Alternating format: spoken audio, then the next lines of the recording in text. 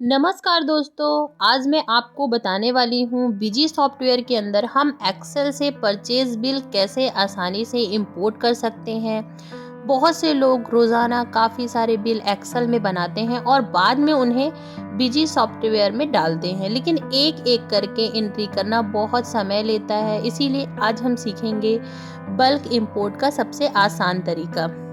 तो पहले हम देखते हैं कि एक्सेल फाइल कैसे तैयार करें। सबसे पहले हमें अपनी एक्सेल फाइल तैयार करनी होगी। बिना सही फॉर्मेट के इंपोर्ट नहीं होगा। एक्सेल सीट में ये कॉलम होने चाहिए। देखिए, आप लोग को दिख रहा होगा date, bill number, voucher number, party name या फिर जो भी सप्लायर का नेम होता है, आइटम्स नेम। ये देखिए, मैं आपको सब दिखा रही हूँ कि जो जो भी आइटम्स होते हैं ना, तो आप उनके पूरे नेम डाल दीजिए।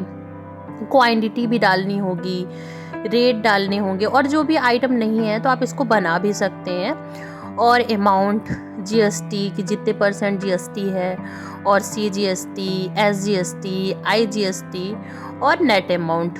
तो आप इसी तरह से पूरा जितना भी है तो इसमें लिख सकते हैं। ध्यान रखें डेट जो है ना सही फॉर्मेट में हो, पार्टी नेम वही हो जो बिजी में बना हुआ है, आइटम नेम भी बिजी में पहले से बना हो, अमाउंट सही से कैलकुलेट हो रहा हो।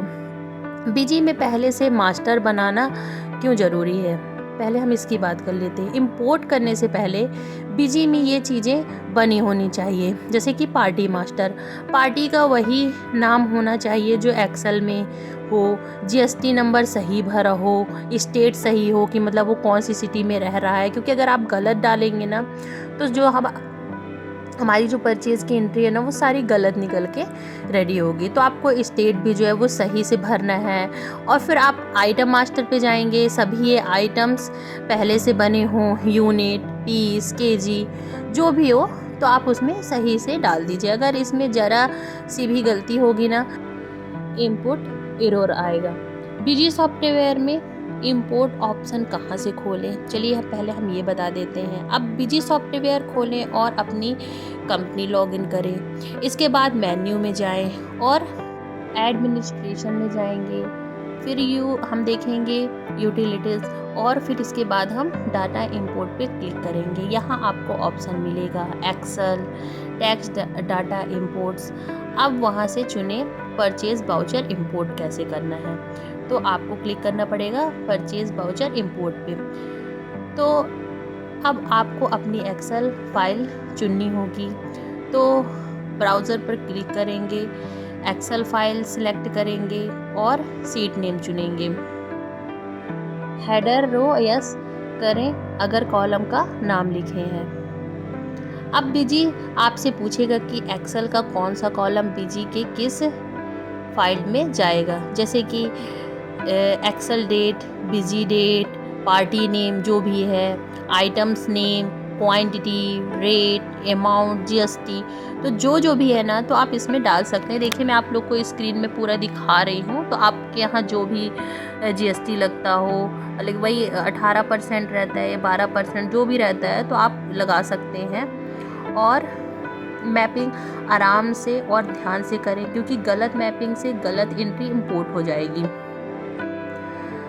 अब मैपिंग पूरा हो जाने के बाद इंपोर्ट बटन दबाएं, बिजी डाटा क्लिक करें। अगर कोई एरर होगा तो दिखाएगा, जैसे कि पार्टी नहीं मिली, आइटम्स नहीं मिला, डेट गलत है, अमाउंट गड़बड़ है। एरर को ठीक करें और दोबारा इंपोर्ट करें।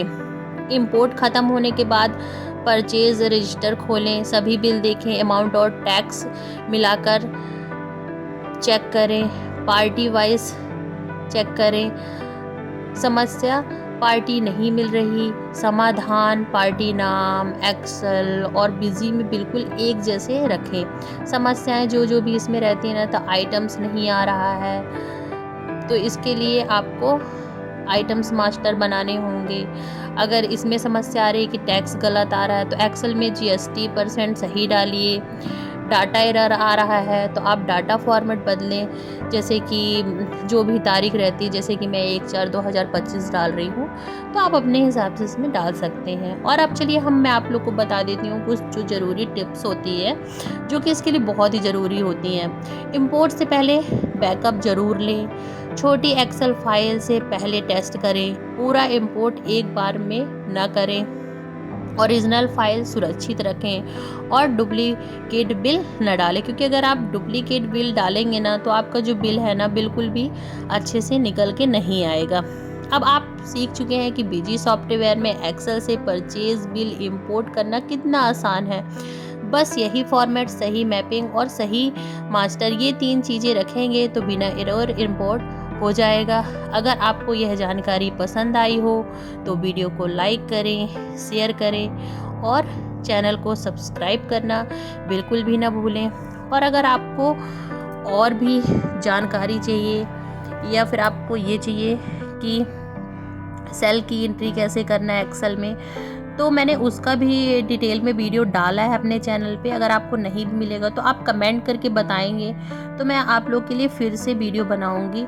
और दोस्तों, अगर आपको मेरा वीडियो पसंद आया हो तो आप ज़रूर से ज़रूर इसको अपने दोस्तों के साथ, फ्रेंड्स के साथ शेयर करिएगा, शायद ये किसी के काम भी आ सकता है।